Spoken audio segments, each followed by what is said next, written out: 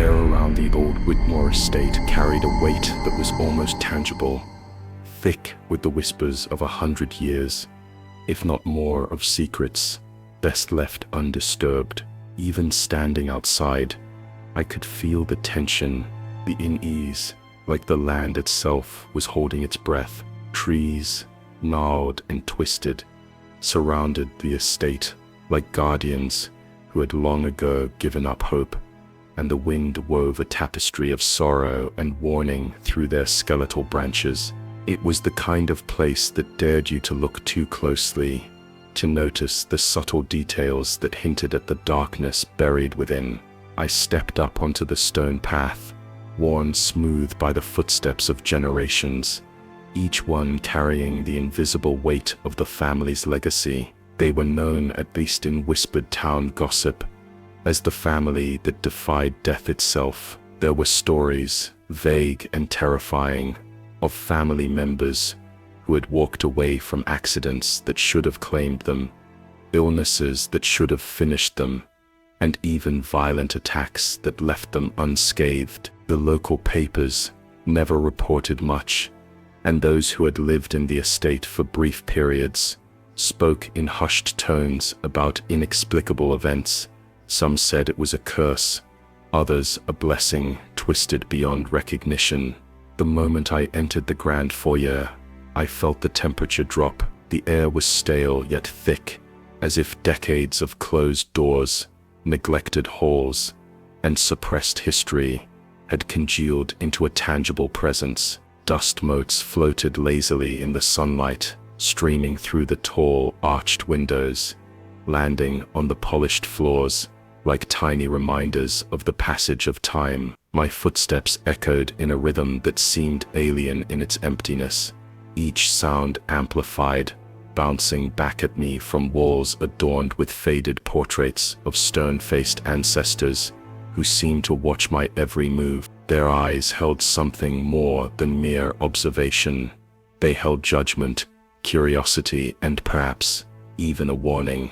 I made my way into the library, the heart of any family's secrets. Books lined the walls from floor to ceiling, the spines cracked, pages yellowed with age, and a few volumes showing signs of hurried flipping or desperate searches. Among them there were journals, personal letters, and notes, all scattered and seemingly forgotten. It was here that the first whispers of reality began to emerge. A diary, leather-bound and worn, lay open on a desk, its pages filled with handwriting that wavered between fear and fascination. Each entry spoke of survival, of narrow escapes from death, of events that could not be explained by reason or science. The family's defiance was no small feat. It was unnatural, and that unnaturalness came with consequences that few dared to articulate. I traced my fingers along the edge of the diary, reading fragments aloud to myself. There was a recurring theme, an awareness that death was not just a possibility, but an inevitable force, one that had been cheated or delayed through means that were never fully revealed. The diary's author wrote of shadows that followed them, of voices that whispered warnings, and of an oppressive sense that something or someone was always waiting for the moment to reclaim what had been temporarily denied. It was a mixture of fear and triumph, the kind that can only come from flirting with mortality and walking away unscathed.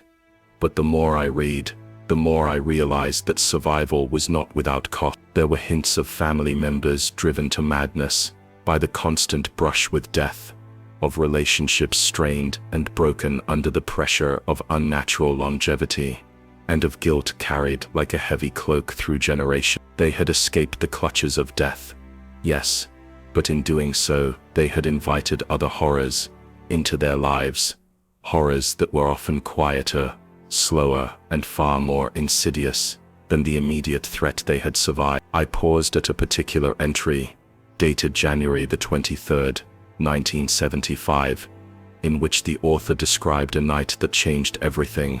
A fire had broken out in the west wing of the estate, flames consuming furniture, walls, and memories alike, but every member of the family had emerged unscathed.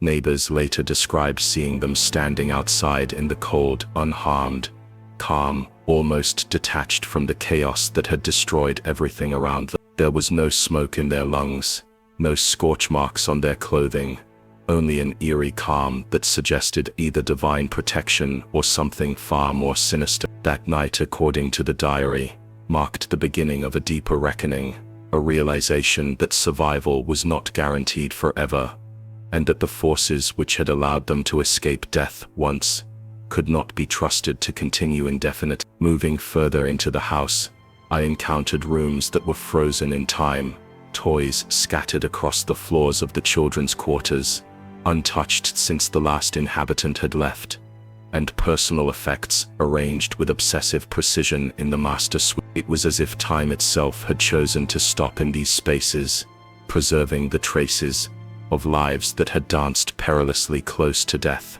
And yet the silence was not peaceful. It was expected. It pressed against me with a weight I could feel in my chest, reminding me that in this house, nothing was ever as it seemed, and nothing was ever truly over. I reached the basement, a place avoided by even the most curious visitor. The stone steps were cold under my hands, and the air grew heavier with each descent. There was a faint odor, a mixture of damp earth and something metallic, something that hinted at the darker aspects of the family's history. Here I found remnants of rituals, old implements and faded markings on the walls, almost like warnings left by those who had come before. The family's attempts to cheat death had left a tangible residue, physical evidence that the defiance had not been without cost. Hours passed, and as I moved through the labyrinthine halls, I began to piece together a picture that was both remarkable and terrifying. The Van Horns, no, the Whitmores had survived when they should have perished, but their defiance had created a ripple effect that touched everyone in their orbit. Friends, neighbors, and servants had been swept up in consequences that ranged from subtle misfortune to tragic demise. The house itself seemed complicit, as if it were alive and keeping score, ensuring that every act of survival carried a corresponding weight. By the time I ascended back to the foyer, night had fallen. The moonlight cast long, silver shadows across the estate, highlighting every imperfection, every scar, every corner where secrets lingered. I knew then that the story of the family that defied death was far from over. Their choices, their survival, and the legacy of their defiance had created a narrative that would echo through time, a narrative that was both a warning and a revelation. The morning after my first night in the Whitmore estate began with a quiet unease that clung to the walls like cobweb. The sunlight that filtered through the grimy windows did little to warm the cold air. Instead, it highlighted every imperfection, every scratch in the floorboards, every faded smear on the wallpaper that had long been ignored. As I moved through the house, I realized that the estate itself was a living testament to the family's history, not just their survival, but the consequences that came with it. I returned to the library, drawn inexplicably to the journals and letters I had glimpsed the previous night. The leather-bound diary, now carefully closed, felt heavier somehow, as if it contained not only memories but warnings. A note written in the margins of one page caught my attention. Survival is never without cost. You take life's shadow with you. The words seemed almost to whisper as I read them, and I felt an inexplicable chill slide down my spine. The house was quiet, yet alive with the weight of past events, with echoes that might never truly fade. The Whitmores, or the family who had defied death, had built a complex web of secrets, each generation adding its own layer of mystery. I spent hours poring over letters written in elaborate cursive, detailing narrow escapes, near-fatal accidents, and illnesses that had ravaged them, but somehow left them untouched. One letter described a carriage accident in the summer of 1947, where the vehicle had plunged into a ravine, yet the family emerged without a scratch. Another recounted a fire that consumed a neighboring estate, yet the Whitmores remained untouched, as if shielded by some invisible force. And yet, despite the miraculous nature of their survival, a pattern emerged. Each account, each story, hinted at a cost that was invisible but ever-present. Relationships were strained beyond repair. Siblings fought over inheritance, not merely out of greed, but out of a fear that one might be the next target of an unseen retribution. Marriages collapsed under the weight of secrets too dangerous to share. Servants who served the family faithfully often disappeared, leaving only vague memories or cryptic explanations. Survival, it seemed, was a currency the family paid for with more than just caution.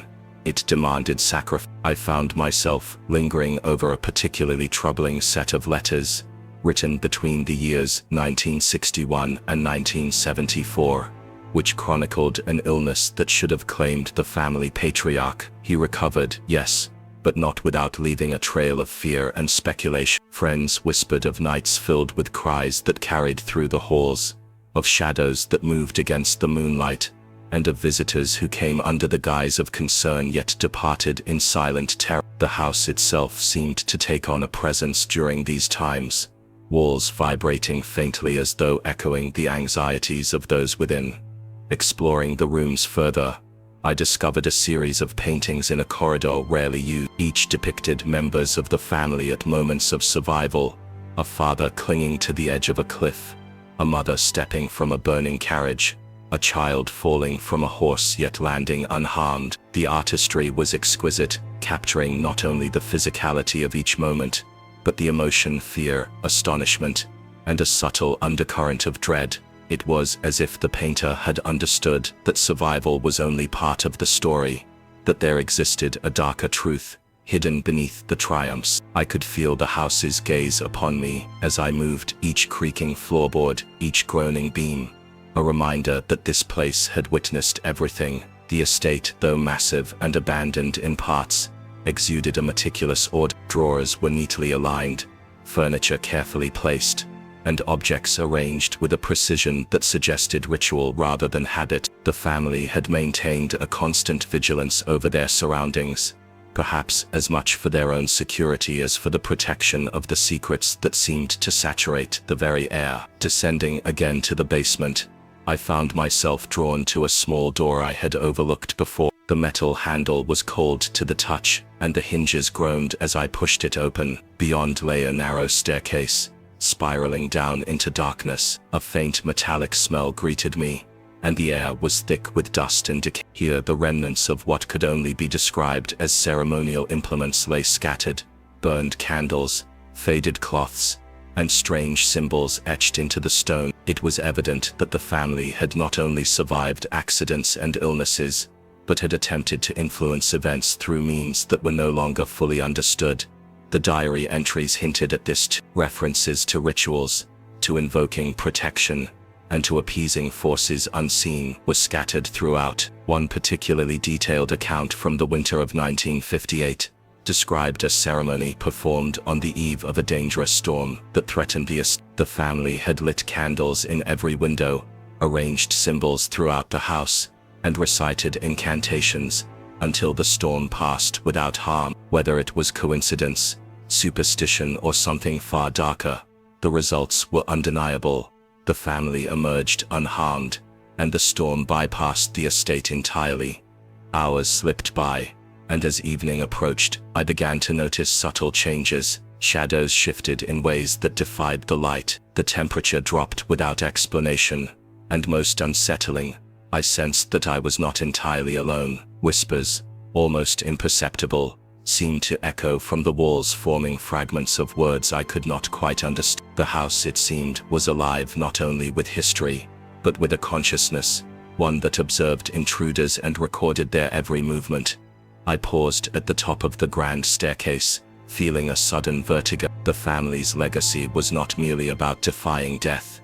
It was about the repercussions of such defiance. Every act of survival had created a chain reaction, an invisible web of cause and effect that ensnared anyone who crossed paths with them. The house itself had absorbed this energy, a silent witness to centuries of attempts to cheat mortality. As night fell completely, I retreated to the guest quarters, reflecting on what I had uncovered. The Whitmore family, extraordinary in their survival, were not merely lucky or favored by fate. Their victories against death carried a price, a series of hidden consequences that affected everyone around, and the house in all its grandeur and decay stood as a monument to that balance, survival on one hand, and inescapable consequence on the other. I knew then that to truly understand this family, to comprehend what it meant to live defying death, I would need to spend time observing, piecing together fragments of memory, rumor, and written account. Their story was far from complete, and the implications of their choices stretched beyond the walls of the estate, reaching into every life they had touched. Morning arrived slowly, heavy with a mist that curled around the estate like a living. I could hear the distant cawing of crows, their calls echoing through the fog, and for a moment, I wondered whether the animals themselves were aware of the house's reputation. The Whitmore estate seemed to breathe, its sprawling structure both imposing and alive, as if it had been shaped by centuries of survival and shadows. I felt that same lingering unease as I moved through the corridors, my footsteps muted against the thick, worn carpet. The family's survival, it seemed, had never been a matter of luck alone. I discovered early evidence of meticulous preparation, of precautions taken for dangers that might never occur, or dangers that were unseen. The first floor displayed rooms that had been arranged with an almost ritualistic precision, chairs facing specific directions, objects placed in exact patterns, and shelves filled with books that seemed to hold both mundane knowledge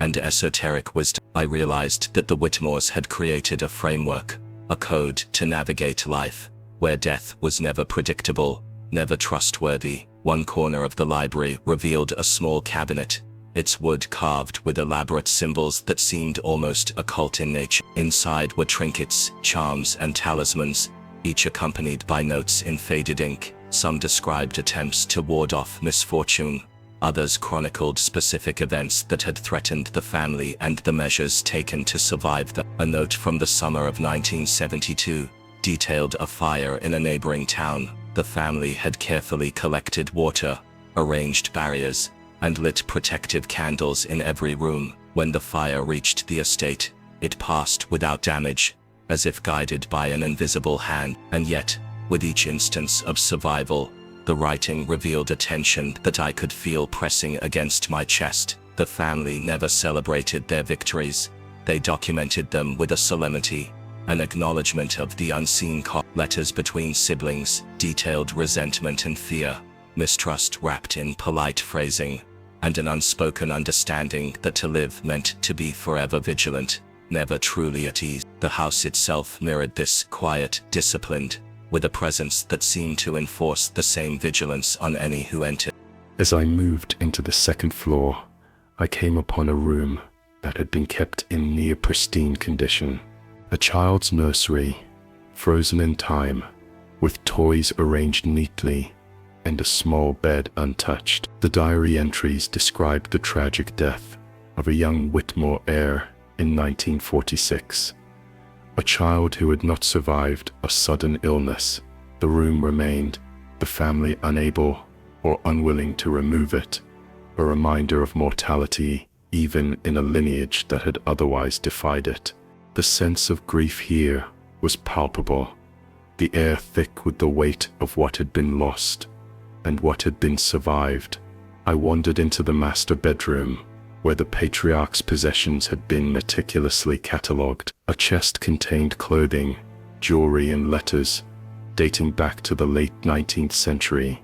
Among them, I found correspondence with physicians, lawyers, and neighbors. There were detailed accounts of illnesses that should have claimed lives, accidents that should have ended families, and even strange, inexplicable events that defied natural explanation. One letter from 1965 described an accident with a carriage wheel, where the entire family should have perished, yet emerged unscathed.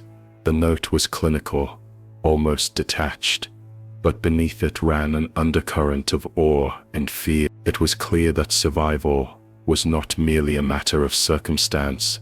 The Whitmores had understood patterns, studied risks, and prepared meticulously for every contingency. Yet even with all this preparation, there was an invisible thread that seemed to follow them, a curse or consequence that manifested in subtle ways. Servants had left abruptly, relationships frayed, and even the natural world seemed to conspire in unusual ways around the estate. Shadows moved strangely, cold drafts appeared without explanation, and the temperature shifted unpredictably, as though the house itself breathed in response to the family's history. Descending again to the basement, I noticed the faint outlines of more artifacts, fragments of candles, faded writings, and arrangements that suggested rituals of protection. The diary hinted that these were not merely symbolic, but functional, meant to shield the family from forces they could not fully comprehend. The writing spoke of invoking safety, of placating the unseen, and of maintaining a constant vigilance that bordered on obsession. It was a delicate balance, a mixture of superstition and practical caution, and the family had followed it with unwavering discipline. In the attic, I discovered another layer of secrets, boxes filled with correspondence, photographs and artifacts from the early 20th century painted a vivid picture of lives lived in careful defiance of mortality. Some letters described near-fatal encounters with fire, disease, and accidents, while others hinted at clandestine arrangements with outsiders, people who had helped preserve the family's survival in ways never openly acknowledged. The family's reach extended beyond the estate itself, into networks of loyalty and secrecy that spanned towns and decades. What struck me most profoundly, however, was the psychological toll. Each diary entry, letter, and note revealed not triumph alone, but anxiety, suspicion, and the relentless pressure of maintaining safety in a world that had repeatedly threatened them. The Whitmores lived with the knowledge that life could be taken in an instant, that survival required constant vigilance, and that their choices reverberated far beyond the immediate moment. The estate, magnificent and imposing, had become both protector and prison, shielding its inhabitants while simultaneously reinforcing the gravity of their burden. By evening, the sense of history and consequence pressed heavily upon me. The Whitmores' survival was a marvel, yes, but it was inseparable from loss, from fear, and from an enduring connection to forces they might never fully understand. The estate stood as both sanctuary and record, preserving not only the memory of events survived, but the emotional and moral weight of each escape. To exist within this legacy was to embrace vigilance, strategy, and a profound awareness that every breath carried meaning. As I sat in the dim light of the library cataloging the artifacts and letters I had collected, I understood that the family's story was far from complete. Each generation had contributed to the tapestry of survival, and each thread carried its own secrets and consequences. To unravel their history was to confront the intricate interplay of fortune, preparation, and unseen forces, and to realize that in defying death, they had created a world both extraordinary and haunting. The estate itself seemed to respond to my realization, a quiet acknowledgement that I had begun to understand its rhythms and its weight. I felt a renewed determination to continue, to uncover the remaining chapters of the Whitmores' remarkable and unsettling history. For every letter I read, every artifact I examined, revealed not only the methods of survival, but the costs that lingered in silence, shaping lives in ways that were invisible yet profound. Dawn broke slowly, a pale light slipping through the tall, grimy windows of the Whitmore estate, casting elongated shadows across the worn wooden floors. The air smelled faintly of aged paper, dust, and something indefinable, a lingering sense of secrets too heavy to be spoken aloud. I had spent the night in one of the guest rooms, though it hardly felt like accommodation. The walls seemed to hum with memory, each creak of the floorboards a whisper of lives long past. The family's presence was palpable, even in absence, an invisible thread linking me to the events that had shaped generations. I returned to the second floor, drawn to the study that had been used by the family patriarchs over decades. The desk was immense, carved from dark wood, its surface meticulously organized, yet stained with the patina of decades of use. Papers, notebooks, and ledgers were spread with deliberate precision. Each entry told a story, sometimes mundane, sometimes chilling, of close calls, unusual occurrences, and strange coincidences that seemed almost to defy reason. A ledger from 1931 chronicled illnesses that should have been fatal, accidents that could not have been survived, and events that hinted at forces operating beyond human comprehension. The family's method of survival was not only practical, but psychological. I noticed the consistent pattern of preparation, a regimen that included early rising, precise organization of possessions, and contingency plans for nearly every imaginable scenario. In some letters, the Whitmores spoke of anticipating threats from neighbors, from nature, even from elements that seemed impossibly abstract, such as timing, cycles, or celestial events. The attention to detail was extraordinary. Each action, each precaution, was layered upon decades of collective experience, handed down like a sacred trust from one generation to the next. One particular series of entries caught my attention: the events of 1947. The diary described an unexpected illness that swept through the towns surrounding the estate, yet the Whitmores remained untouched. I could almost picture the scene: family members carefully isolating themselves, employing herbal remedies and long-practiced routines, while those outside the estate succumbed to the disease. What struck me most was not merely the family's survival, but the deliberate calmness in the diary's tone, a measured reporting devoid of panic. Survival, it seemed, was not celebrated as triumph, but treated as a solemn duty fulfilled. I moved next to the attic, a place I had only briefly explored. The space was cavernous, filled with boxes, trunks, and objects from long past eras. Dust motes floated in the weak sunlight that seeped through the windows. I opened a chest containing clothing,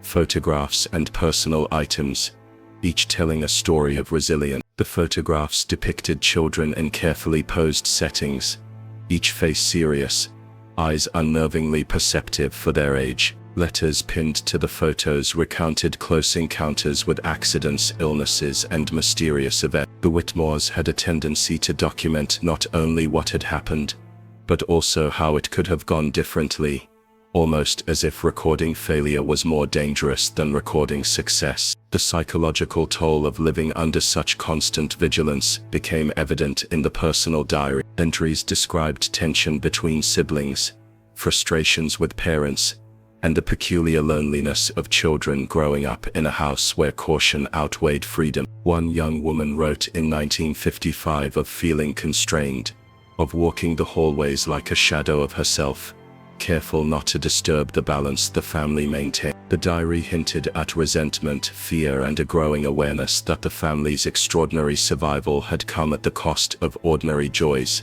Exploring the basement once again, I discovered more artifacts and writing. Candles, charms, and carefully arranged symbols suggested ritual practices that the family maintained alongside their pragmatic strategies. I could feel the careful blend of superstition and strategy, where one could not exist without the other. The Whitmores seemed to have understood instinctively that survival depended not just on preparedness, but also on belief, on rituals that provided both comfort and a sense of control over forces that remained invisible yet persist. I traced the steps of several generations, piecing together the ways they had avoided harm while the world around them continued to shift unpredictably. Letters revealed alliances with local figures, careful management of social relationships, and even subtle manipulations to ensure the family's well-being. The Whitmores moved like chess pieces in a game they had understood for decades, calculating,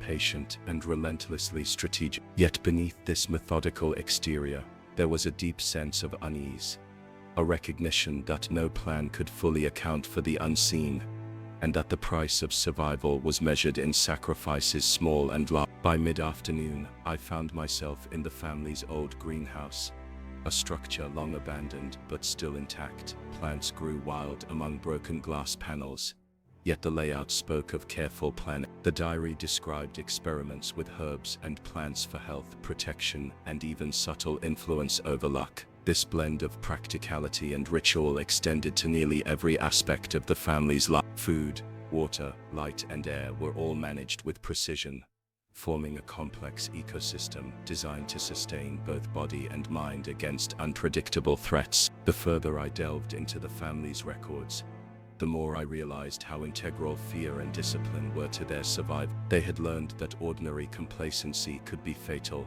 and that extraordinary caution had to become habitual, instinctive, and almost invisible in its execution. Children were trained early to observe, anticipate, and follow routines without question. Adults reinforced these habits through structure, discipline, and quiet insistence, fostering both resilience and anxiety in equal measure. As night approached, the estate seemed to shift in atmosphere. Shadows grew deeper, corners darker, and the faint creaks of the house amplified. I felt the weight of history pressing against me, an awareness of lives that had been lived with vigilance and fear, of triumphs accompanied by losses that remained unspoken. In this complex interplay of survival, strategy, and legacy, the Whitmores had forged a life both remarkable and haunted, a family simultaneously invincible and vulnerable to the inexorable march of fate. I left the greenhouse reluctantly, understanding that the story was far from complete. Each diary, letter, and artifact hinted at yet more secrets waiting to be uncovered, more lessons in survival, more evidence of the extraordinary lengths the family had gone to defy death. I sensed that the narrative of the Whitmores was both a warning and a fascination, a testament to human ingenuity and endurance, yet shadowed by the persistent reminder that even the most meticulous planning could never fully account for the unknown. By the time I returned to my quarters, I had catalogued hours of material, each piece revealing both method and madness, resilience and fear. The Whitmores were extraordinary, yes, but their story was complex, nuanced, and riddled with the tension between life and mortality. To understand them was to confront the paradox of human survival, the simultaneous brilliance and fragility of existence, the unrelenting presence of death alongside the persistent drive to endure. The early morning fog clung to the Whitmore estate, thick and unyielding, as if the land itself sought to conceal the family's secrets from the prying eyes of the outside world. I had spent the previous night reviewing the diaries and letters I had uncovered,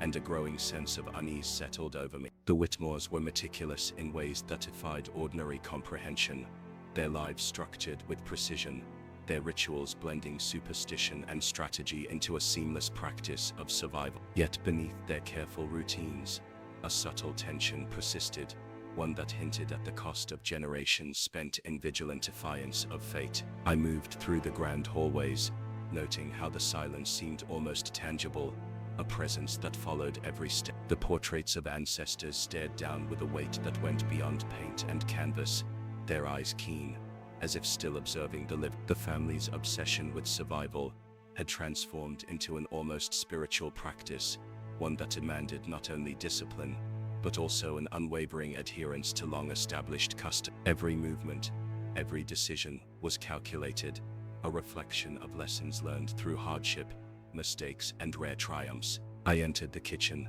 a space that should have felt ordinary, but in the Whitmore household, even domestic spaces held significant. Rows of preserved food, meticulously labeled, spoke of preparation against unforeseen circumstances. Tools were organized with an almost ceremonial exactness, and notes detailing the preparation of herbs, teas, and simple meals revealed the care the family took in maintaining both health and mental fortitude. The records included remedies for illnesses, antidotes for poisons, and instructions for mitigating injuries that would normally have been fatal. This was survival, elevated to an art form, a precise science blended with generations of instinct and inherited knowledge. In the West Wing, I discovered a hidden chamber behind a sliding bookcase. The space was modest in size, yet every surface was covered with journals, ledgers, and notes spanning decades. The entries chronicled near-death experiences, sudden recoveries, and mysterious interventions that had ensured the family's continuity. Each generation added to the cumulative knowledge, passing down techniques for vigilance, timing, and observation that bordered on obsession. The Whitmores had cultivated a heightened awareness of their environment, anticipating danger in ways that seemed almost preternatural, their intuition sharpened by both fear and necessity. A letter from 1959 drew my attention. It described an incident in which a carriage accident occurred on the estate grounds. Everyone outside the family circle was injured, some fatally, yet the Whitmores emerged unharmed. The writer noted their exact positioning, timing, and the steps they had taken to avoid the harm that claimed others. The account was clinical, devoid of panic, revealing not only survival, but the meticulous mental rehearsal that accompanied every action. It became increasingly clear that the Whitmores' mastery over life and death was not a product of luck, but the cumulative result of discipline, foresight, and a relentless drive to endure. The children's diaries were equally compelling. One entry from 1962 described lessons in observation, the necessity of memorizing every corner of the estate, and the careful monitoring of sounds, light, and movement. These instructions were rigorous, repeated daily, creating reflexes that bordered on instinct. The family's commitment to survival required children to mature quickly, to internalize strategies that would allow them to navigate crises without hesitation. Yet, as I read further, I sensed the emotional burden this imposed, an underlying current of isolation, anxiety, and the subtle repression of normal youthful expression. Venturing back into the attic, I found boxes containing artifacts that seemed ceremonial. Candles, amulets, and symbols suggested rituals performed to ensure protection, prosperity, and safety. While the family's practices were grounded in practical strategy, these objects indicated a spiritual dimension, a belief that survival could be influenced by forces beyond human control. The diaries mentioned nightly prayers, protective charms placed in strategic locations, and rituals timed to coincide with lunar cycles, solstices, and other natural phenomena. The Whitmores recognized that even the most meticulous planning could not account for everything, and in response they invoked practices that transcended mere practicality. By midday,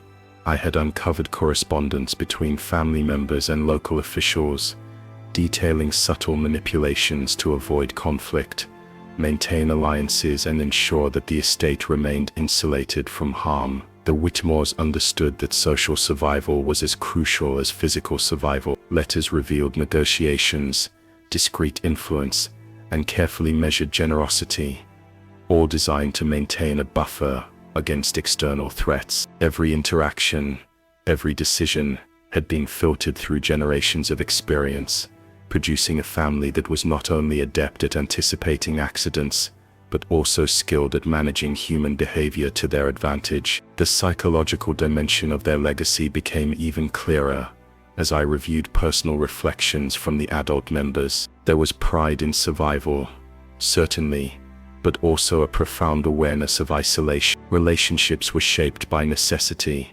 trust was measured cautiously, and attachments carried the risk of exposure to danger. A recurring theme was the delicate balance between maintaining vigilance and preserving the semblance of normalcy, a balance the Whitmores achieved with remarkable, if burdensome, discipline. As afternoon faded into evening, I explored the gardens once maintained by the family. Overgrown paths and wild hedges hinted at the careful cultivation that had once taken place. The diaries described not only horticultural techniques, but also the strategic placement of plants for protection, concealment, and sustenance. The family's engagement with their environment extended beyond mere beauty or function. It was integral to their overall strategy of survival, creating layers of defense, both visible and hidden, against unforeseen threats. Returning to the estate, I reflected on the cumulative weight of what I had uncovered. The Whitmores had defied death, not through chance or superstition alone,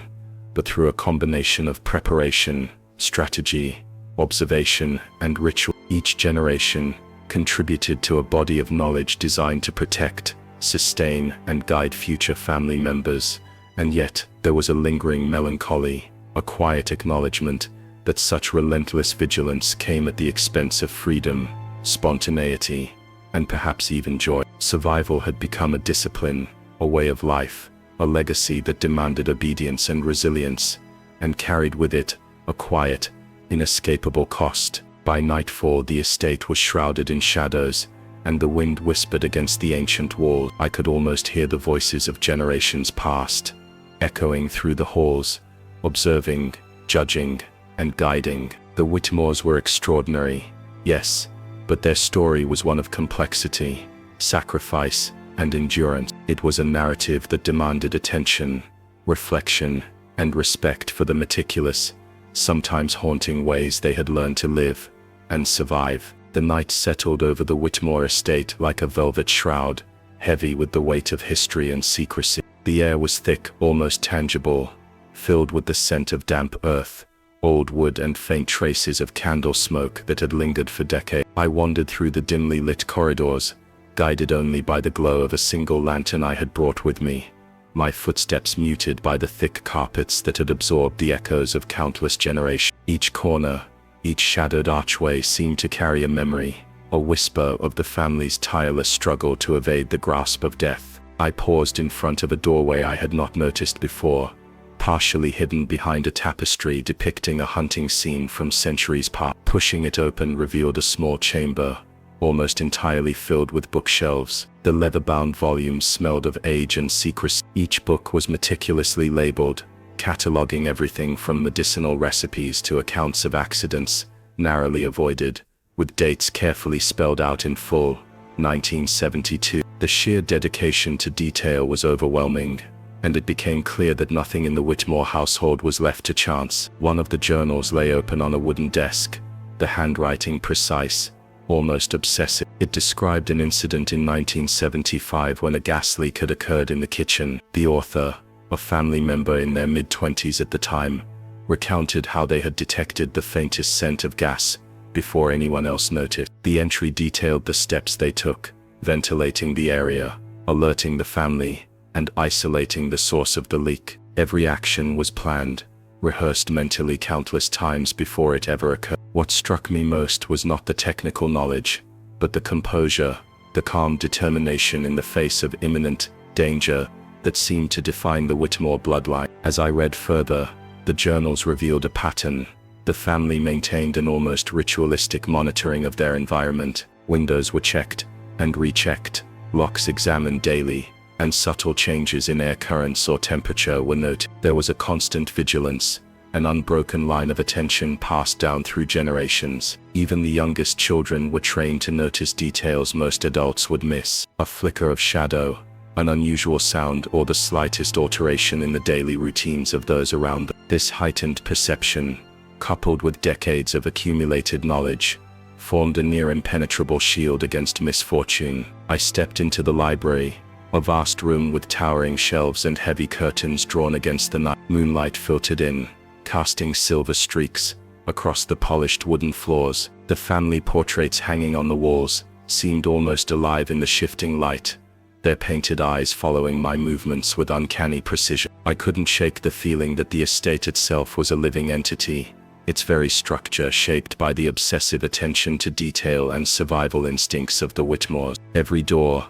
hallway, and hidden compartment was designed to protect, conceal, and guide those who belonged to the bloodline. Among the manuscripts, I found letters exchanged between family members and distant relatives. The tone was formal yet urgent, a careful balance of affection and necessity. The correspondence revealed how knowledge of the family's methods and secrets had been cautiously shared, always with the expectation that the recipient would respect the principles of vigilance and preparation. Breaches of this trust were rare but not unheard of, and the consequences, as detailed in the diaries, were often severe: isolation, estrangement, and in some cases accidents that could have been avoided had the rules been followed. The Whitmores treated survival as a moral and practical obligation, a responsibility that extended beyond the individual to the entire lineage. I discovered a map of the estate, marked with subtle annotations indicating safe zones, potential hazards, and strategic vantage points. Pathways through the gardens, hidden alcoves within the house, and even the timing of light and shadow across rooms were documented with meticulous care. The map was not merely a guide, It was a testament to the family's foresight and an extension of their survival philosophy. They understood that knowing the environment intimately was essential, and they recorded this knowledge so it could be passed on, refined, and adapted by future generations. Later, I ascended to the upper floors where the bedrooms and personal chambers were located. Here, the tone of the writing shifted slightly. While much of the estate's documentation focused on survival and vigilance, the personal reflections revealed the human cost of such discipline. Children wrote of loneliness, of the pressure to conform, and of the quiet fear that accompanied every misstep. Yet, there was also pride in the ability to anticipate danger, to act decisively, and to uphold the family's legacy. It was a complex balance of fear and achievement, of obligation and self-respect. The Whitmores had become experts not only in evading death, but in shaping their own psychology to endure the rigors of their unique life. I reached a small sitting room where the family had once gathered for evening discussions. Dust covered the furniture, and the once lavish upholstery had faded, but the atmosphere remained charged with history. A stack of notebooks lay on the table, open to passages describing near fatal encounters. A horse bolting in 1987, a sudden fire in 1994, a slip on the icy steps of the estate in 2001. In each case, the descriptions were precise, focusing on observation, timing, and action rather than panic or emotion. These accounts read like a manual for life, an inheritance of knowledge meticulously compiled to safeguard each successive generation. The evening deepened, and the shadows grew longer, yet I continued my exploration. In the attic, I discovered boxes containing objects that seemed both ordinary and symbolic: family heirlooms, protective charms, and items used in rituals meant to fortify the spirit and body against misfortune. Candles, crystals, and small figurines suggested that the Whitmores recognized the interplay between the tangible and intangible, between practical preparation and the need for reassurance in the face of the unknown. Rituals were performed with intent, integrating the spiritual and material aspects of survival into a cohesive practice. By midnight, I had gathered a sense of the extraordinary measures the Whitmores had taken to ensure their survival. Every choice, every preparation, and every inherited lesson was a thread in a vast tapestry, connecting the past, present, and future. Their defiance of death was not the result of luck or magic alone. It was the culmination of decades of meticulous observation, strategic thinking, and disciplined action. The family's success was rooted in preparation, vigilance, and the unrelenting drive to endure. And yet, as I turned off my lantern and prepared to leave, I couldn't shake the somber realization that such a life came at a cost: freedom, spontaneity, and perhaps the innocence that comes from a world unshadowed by fear. Dawn arrived reluctantly, spilling a pale light over the estate, washing the heavy shadows of the night into a muted gray. The air was still, almost unnaturally quiet, as if the world outside the Whitmore property respected the boundaries imposed by decades of vigilance. I walked through the gardens, the frost crunching beneath my boots, and I noticed for the first time the subtle design of the landscape. Every hedge, every tree, every curve of the pathway seemed intentional, deliberately positioned to allow observation and provide safe passage. The estate itself was a silent teacher, guiding those who lived within it in the art of anticipation and caution. Inside the house, I returned to the family records, poring over the logs from the previous generation. Each entry was a meticulous account of near misses and accidents, carefully detailed with dates and times spelled out in words: 1935, 1942, 1958. The level of precision was astonishing. It was as if each family member had taken an oath to document not only what happened but also what might have happened, the potential consequences, and the lessons learned. It became clear that survival was not merely about reacting in the moment. It was about recording, analyzing, and preparing for every eventuality. I turned the pages to find accounts of the younger Whitmore's children, barely old enough to read, who were trained in observation and strategy from the earliest age. One entry described a boy of 7, who noticed a crack in a windowsill that later prevented a disastrous fall when a storm dislodged the glass. Another recounting told of a girl 9 years old, who recognized a pattern in the behavior of the household's livestock, predicting an illness before it became critical. These stories highlighted a central truth: vigilance was woven into the very fabric of the family, a duty that transcended age and experience. As I moved through the main hall, I saw signs of the family's constant attention to detail in every corner. The clocks, all synchronized to the exact second, marked time with unerring accuracy. The bookshelves, furniture, and even the positioning of paintings seemed carefully arranged to allow maximum awareness of movement throughout the house. The Whitmores had created a world where every object, every line of sight, and every sound served a purpose in the broader strategy of survival. It was not merely a home, it was a defensive network, a living blueprint of preparedness. In the personal quarters, I found letters written in the careful hand of family members, addressed to those who had moved away or passed on. The tone was both tender and instructive, combining love with a relentless emphasis on awareness and caution. One letter from a grandmother to her grandson outlined the procedures to follow during a fire, while another instructed a daughter on how to maintain personal vigilance during travel. The letters reflected a philosophy that survival was a collective responsibility, passed along like a sacred trust, binding each generation to the next in an unbroken chain. I explored the kitchen, noting the subtle mechanisms installed to prevent accident. Hidden latches on cabinets, reinforced shelves, and carefully placed lighting suggested a family that anticipated not only external threats, but internal mishaps as well. Recipes were written with extraordinary clarity, indicating precise measurements, cooking times, and potential hazard. The Whitmores seemed to understand that even the simplest domestic task could become dangerous if approached carelessly, and their attention to these details demonstrated a profound respect for the fragility of life. Later, I descended into the cellar, where the air was cold and damp, carrying the faint scent of aged wine and stone. Here the family had stored supplies not only for sustenance, but also for emergency situations, preserved food, medicinal herbs, and tools for repair and protection. The cellar was a testament to foresight, with every item catalogued and placed for immediate access. In the dim light, I could almost hear the whispered instructions of past generations, guiding those who entered the space with the wisdom of experience. I noticed a small hidden alcove at the back of the cellar,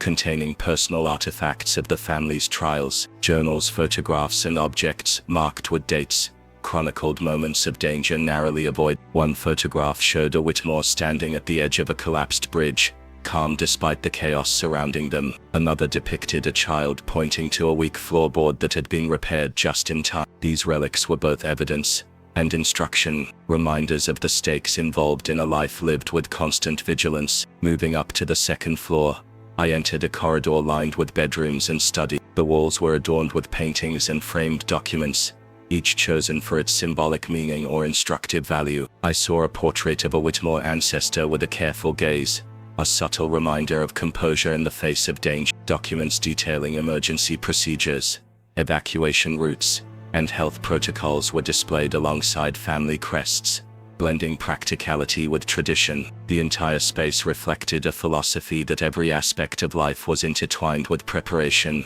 awareness, and survival. As the afternoon light waned, I sat in a study, reflecting on the remarkable continuity of the family's practices. The Whitmores had created not merely a home, but a living system of resilience. They had cultivated an environment in which knowledge, observation, and prudence were paramount, and they had instilled these values in each member with unwavering consistency. The estate itself seemed to breathe with their principles, a tangible manifestation of their defiance of death and misfortune. By evening, I realized that the Whitmore legacy was a complex interplay of discipline, observation, and inherited wisdom. Each generation had contributed to a body of knowledge designed to preserve life, a meticulous compilation of experiences that allowed them to anticipate danger before it struck. The family had transformed survival into an art form, integrating practical skills, psychological training, and ritualized behavior into every facet of their daily existence. And yet, beneath this impressive facade of control and preparation, there was a human cost: the constant pressure to observe, anticipate, and act, the ever-present shadow of potential failure, and the quiet sacrifices required to uphold a bloodline dedicated to defying the inevitability of death. As night fell, I left the study, carrying with me a profound sense of respect and unease. The Whitmores had achieved a remarkable mastery over circumstance, yet I could not escape the melancholy realization that their triumph was inseparable from the discipline and vigilance that shaped their very lives. Survival had become their identity, and with it, a legacy both inspiring and haunting. The following morning, a faint mist clung to the edges of the estate, weaving itself around the ancient oaks and hedges like a hesitant memory. The air was crisp, carrying the scent of damp earth and frost, a reminder that the seasons moved on even as the Whitmore's vigilance remained constant. I walked along the gravel pathways, noticing how the morning light hit the high walls, illuminating the intricate carvings that marked each generation's accomplishments. Every symbol told a story, yet beneath the proud lineage lay the undercurrent of struggle, the invisible burdens that had shaped their survival. Inside the house, I revisited the family's archives, a room lined floor to ceiling with documents, journals, and ledgers. The meticulous handwriting of past Whitmores formed a tapestry of detail and intent, chronicling events with dates, times, and outcomes spelled in words: 1949, 1961, 1974. What struck me was the obsessive precision, the way even minor incidents were catalogued with care. A candle left too close to a curtain, a child's misstep on a staircase, a sudden illness. Nothing was too small to escape notice. This was not paranoia, but preparation, a deliberate strategy to learn from each instance and prevent repetition. I came across a journal that recounted the family's travels to distant relatives, estates, and towns, places where danger could lurk unseen. The accounts were vivid, yet measured, highlighting the precise steps taken to ensure safety. They described the way rooms were inspected before entry, the importance of seating arrangements to maintain visibility, and the subtle monitoring of interactions among servants and visitors. It became clear that for the Whitmores, vigilance was not confined to their home. It was a mode of being, applied universally wherever they went. In the dining hall, I examined the arrangements for meal. Each table was set with mathematical exactness, and the utensils and plates positioned to maximize comfort, while minimizing potential hazards. Recipes were annotated with precautions: use slow heat for the stew to prevent overflow, ensure lids are secured when handling boiling water. The attention to such details demonstrated that survival was intertwined with every mundane action. Nothing was left to chance, no task trivial enough to ignore. The act of living itself had become an exercise in calculated care. I explored the upper corridors, where the bedrooms of the younger Whitmores were located. The beds were positioned to allow clear sight lines to exits. Windows were fitted with secure locks, yet could be opened swiftly in case of emergency, and small notes were pinned discreetly to walls and headboards with reminders of routine. I noticed that even play areas and leisure spaces were designed with caution in mind, indicating that the family's philosophy of survival permeated all aspects of life. The children's education was not merely academic, but strategic, teaching observation, anticipation, and measured response to uncertainty. In one small study, I found a collection of letters sent between family members over decades. Each missive combined affection with instruction, conveying lessons learned and warnings for the future. One letter detailed a near miss involving a carriage accident, outlining the steps taken to avoid recurrence. Another described subtle social threats encountered in distant towns, and the measures employed to maintain discretion and safety. The tone was both loving and pragmatic, a constant reinforcement of the principle that survival was a shared responsibility and an unbroken lineage of guidance. Descending into the basement, I examined the stored supplies and emergency tools. Every item, from candles to medical kits, was catalogued, labeled, and placed for immediate accessibility. There was no improvisation here.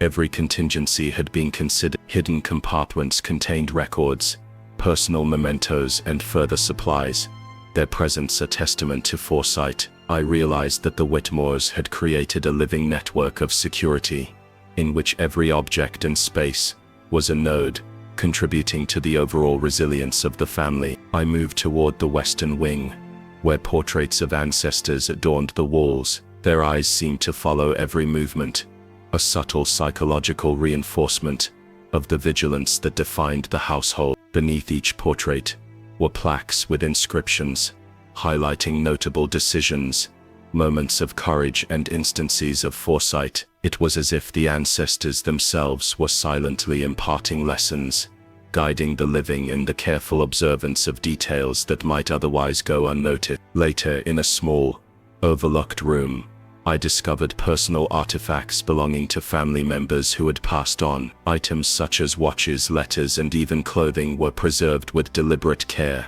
forming a bridge between past and present. They were more than relics. They were tools of continuity, ensuring that the strategies and philosophies of survival endured. Each object told a story of foresight, precaution, and the sometimes invisible weight carried by those who understood the cost of negligence. As dusk approached, the estate seemed to take on a life of its own. Shadows stretched long across the corridors, and the whisper of wind through the trees became a soft chorus, almost echoing the family's teachings. Observe, anticipate, prepare. I realized that the Whitmores' defiance of death was not a matter of luck, but of rigorous disciplined engagement with every element of their environment. Survival was achieved through attention, awareness, and the relentless application of lessons from past generations. By nightfall, I had walked nearly every corner of the estate, observing the systems of care, the strategies embedded in architecture, and the psychological frameworks that sustained the family. The Whitmores had mastered the art of defiance against chance, transforming life into a structured engagement with risk, guided by experience and vigilance. Yet this mastery carried with it a quiet melancholy, for the same discipline that ensured survival also demanded relentless attention, and a life lived under constant observation. It was a burden that had shaped the family as much as it had protected them, a legacy of both triumph and sacrifice. Sitting by the window, I watched the moonlight trace patterns across the hedges, reflecting on the extraordinary continuity of the Whitmores' practices. Every generation had contributed to a repository of knowledge, an inheritance of strategy and prudence that allowed them to navigate the dangers of the world. They had made survival an art, integrating observation, preparation, and caution into the very structure of their existence. And yet, for all the security they had built, the weight of vigilance remained, a constant reminder that defiance of fate demanded more than skill. It demanded presence, patience, and an unwavering commitment to the lineage that depended on it. The morning air was heavy with a sense of quiet anticipation, as if the house itself was holding its breath. The Whitmore estate seemed almost alive, each creaking floorboard and subtle shift in the walls a reminder that the house had been molded by generations of meticulous care and constant vigilance. I walked through the east wing, observing the alignment of furniture, the placement of rugs, and the subtle reinforcements that suggested a history of learned caution. It was remarkable how seamlessly the strategies of survival had been integrated into everyday life, almost invisible yet palpably present. In the main hall, I paused to examine a series of tapestries depicting critical events in the family's history. Battles, illnesses, and near tragedies were woven in intricate detail, each panel accompanied by inscriptions explaining the lessons learned and the measures taken to prevent recurrence. It became clear that the Whitmores treated memory as a tool, converting experience into actionable knowledge, ensuring that no mistake was ever repeated and no lesson was ever lost. These visual chronicles were a silent education, teaching each generation how to anticipate danger and respond with precision. I moved toward the library, where rows upon rows of books and journals filled the space. Many volumes were clearly authored by members of the family, documenting their observations of society, human behavior, and the hidden dangers of both the external world and those who dwelled within it. Marginalia ran along the edges of pages, careful notes about timing, placement, and observation. Each correction and annotation reflected a mind constantly engaged in the evaluation of risk, a practice that had become second nature to the Whitmores. One particular journal caught my attention. It belonged to Eleanor Whitmore, a matriarch whose foresight had shaped many of the family's practices. She wrote extensively about the importance of perception, of understanding that survival required more than physical preparedness. It required the capacity to read intentions, recognize subtle changes in behavior, and anticipate actions before they could affect the family. Her entries were precise, measured and detailed, a blend of narrative and instruction that conveyed both caution and wisdom. The dining hall provided further evidence of the family's discipline. Each chair was positioned to allow maximum visibility of both the room and the entryways, the cutlery laid out in precise order to avoid accidents, and the lighting adjusted to prevent shadows that could conceal movement. Even the arrangement of the meals reflected thoughtfulness, foods that could be easily prepared or quickly consumed in case of sudden emergency, with alternatives stored in secure locations nearby. It was as if every aspect of daily life had been considered through the lens of strategy and precaution. Ascending the narrow staircase to the private quarters, I noticed the subtle differences in room design. Windows were reinforced with hidden locks, and pathways were unobstructed to allow rapid movement. The beds were arranged to offer clear sight lines to the doors, and small mirrors were placed to give a broader perspective of the surroundings. Every detail suggested an awareness that danger could appear at any moment, and that preparation, rather than reaction, was the key to preservation. In the Western study, I found correspondence between distant family branches. Letters exchanged over decades were not merely social communications, they were instructions, warnings and updates on potential threats. One letter recounted a near encounter with a predatory outsider, detailing the steps taken to ensure safety and the adjustments made to routines afterward. Another discussed a sudden illness that had affected a remote family member, offering guidance on quarantine and treatment, while maintaining the secrecy that defined the family's existence. Each missive reflected a careful calibration of information, demonstrating that knowledge, like vigilance, was a vital tool in the Whitmore's arsenal. As the day progressed, I explored the attic, a space rarely visited yet central to the family's contingency plan. Boxes of supplies, archives of previous generations, and hidden compartments revealed a depth of foresight that bordered on obsession. Every item was catalogued and labeled, from preserved rations to emergency documents, ensuring that the family could maintain continuity even under unforeseen circumstances. The attic was not merely storage, it was a repository of survival strategy, a safeguard designed to bridge generations and provide a foundation for resilience. Later, in the drawing room, I observed a peculiar arrangement of mirrors, candles and furniture that seemed almost ceremonial. Upon closer examination, I realized that the setup allowed for constant observation of the entire room from a single vantage point. This arrangement was likely intended to mitigate the risk of unseen threats, a subtle yet effective layer of protection woven into the very architecture. The Whitmores had mastered the art of making vigilance nearly invisible, integrating it seamlessly into spaces that also served comfort and leisure. By evening, a sense of quiet tension had settled over the estate. The sun's fading light cast long shadows across the corridors, accentuating the careful symmetry of the household. I sat by one of the windows reflecting on the extraordinary measures that had been implemented to defy death and danger. The family's survival was not a matter of luck or chance. It was the result of decades of disciplined observation, meticulous planning, and the transmission of knowledge from one generation to the next.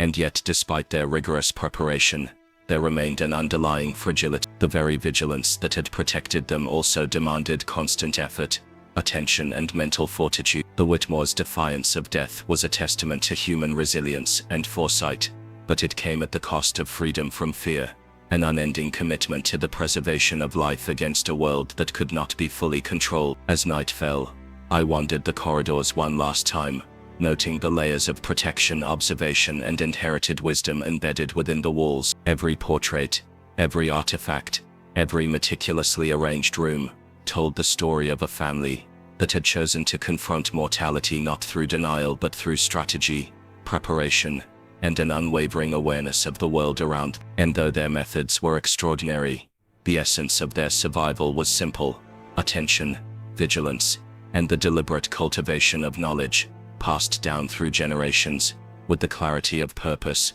and the precision of a lifetime dedicated to endure. The final day at the Whitmore estate began with an unusual stillness, a quiet that felt heavier than the nights before. I wandered through the hallways for the last time, noticing how the sunlight caught the polished surfaces, revealing the meticulous care given to every detail. The house seemed aware that a chapter was closing, as though the walls themselves acknowledged the culmination of decades of preparation, vigilance, and inherited knowledge. Each room, each artifact, whispered the story of survival, yet hinted at the burden that came with it. In the library, I lingered over Eleanor Whitmore's final entries, which she had written in the last years of her life. Her words were reflective, a mixture of wisdom and melancholy, noting the cost of enduring. Survival, she wrote, demands sacrifice, patience, and an unwavering. We do not conquer fate by defiance alone, but by understanding its patterns and preparing for every possibility. Yet even this vigilance asks its price: the serenity of life, the freedom of choice, and the innocence of unguarded moment. We endure, and in doing so we inherit a legacy of both strength and vigilance. The sun had begun to lower, casting long golden streams of light through the large east-facing window. I moved to the dining hall, where the arrangement of chairs and table settings reflected a harmony between functionality and ritual. Every utensil, every placemat, every candlestick had a designated place, optimized for readiness, while retaining the subtle elegance that marked the family's life. It was a striking balance between meticulous planning and the semblance of normalcy, a duality that defined the Whitmores' existence. Walking upstairs, I paused in front of portraits of ancestors. Each face, painted with precision, depicted a figure of poise and quiet authority. I could almost sense the accumulated wisdom in their eyes, the vigilance etched into their expressions. These images were more than decoration. They were reminders of resilience, of the lineage's commitment to endure beyond the ordinary reach of human fortune. The subtle commonality across generations was not merely physical resemblance, but a shared posture of awareness, a visible representation of the family's principle to live with caution yet purpose. The West Wing held the family's most guarded spaces, the chambers that had housed secrets too perilous to reveal casually. In one room, I discovered old ledgers detailing alliances, careful observations of neighbors, and contingency plans for a wide array of disasters, both natural and human. It was astounding to see the breadth of foresight, how the family had anticipated scenarios that most would never consider, all recorded with clarity and rigor. The attention to detail, the relentless documentation, and the constant re-evaluation of strategies demonstrated a commitment to endurance that went beyond mere survival. It was a philosophy of life, woven into every aspect of daily practice. As the afternoon sun faded, I ventured into the attic one final time. Dust motes danced in the narrow beams of light, highlighting the countless boxes and archives of past generations. Supplies, correspondence, journals, and preserved records filled the space. Each item had a story, a purpose, or a lesson. Even trivial items, an old clock, a silver key, a faded scarf, were stored with intent, a reminder that even minor details could hold significance in critical moments. This meticulous preservation was more than precaution. It was a philosophy of continuity, a belief that the past informs the future, and that preparation ensures the survival of wisdom and lineage alike. Later, I returned to the main hall, where shadows lengthened and merged, creating an almost ceremonial atmosphere. The house felt alive with memory, the echoes of footsteps past blending with my own. I realized that the true power of the Whitmores was not merely their ability to survive danger, but the way they had structured their lives to internalize caution, strategy, and foresight. It was a system that transformed everyday living into a continuous exercise in awareness, a constant dialogue with risk, and an enduring assertion that life, no matter how fragile, could be mastered through preparation. As evening fell, I took one last walk through the ground. The gardens, trimmed and orderly, reflected the same precision found indoors. Each pathway, fountain, and archway was positioned to offer beauty while allowing unobstructed movement and observation. The environment was both protective and instructive, a reflection of the family's philosophy that survival is enhanced, not just by personal vigilance, but by shaping the surroundings to support. Even the layout of trees and shrubs demonstrated strategic thought, allowing visibility, shelter, and an intuitive sense of spatial security. Finally, I returned to the front hall where the portraits, tapestries, and artifacts converged to tell a complete story. The Whitmores had defied death not by magic or luck, but through an intricate blend of observation, anticipation, and disciplined preparation. Their legacy was not simply survival, it was the cultivation of resilience, the careful passing of knowledge, and the deliberate structuring of life, so that danger could be managed, foreseen, and mitigated. It was extraordinary to witness, yet sobering, for it revealed the demands that such endurance required: constant vigilance, unrelenting effort, and the acceptance that fear in some form would always accompany life. And yet, as I stepped out into the cool night, I understood that the Whitmores' story was ultimately a testament to human ingenuity and perseverance. They had embraced the paradox that to escape death, one must live not in denial, but in awareness, not in recklessness, but in deliberate action. Their legacy was one of knowledge, foresight, and an unbreakable chain of discipline that had carried them across generations. The house, now silent behind me, had witnessed centuries of this careful orchestration, standing as a monument to both the fragility and the resilience of life itself. It was then, as the moonlight bathed the estate in pale silver, that I felt the final truth settle in. The Whitmores had not merely defied death, they had redefined it, shaping their lives so thoroughly that danger became a measure, risk a lesson, and survival a practiced art. And while the world outside would continue, unaware of the extraordinary vigilance within these walls, the family's story would endure as a chronicle of human resolve, cunning, and the unyielding pursuit of life against all odds. If you enjoyed this story, don't forget to like, share, and subscribe for more mysteries that will keep you on the edge of your seat.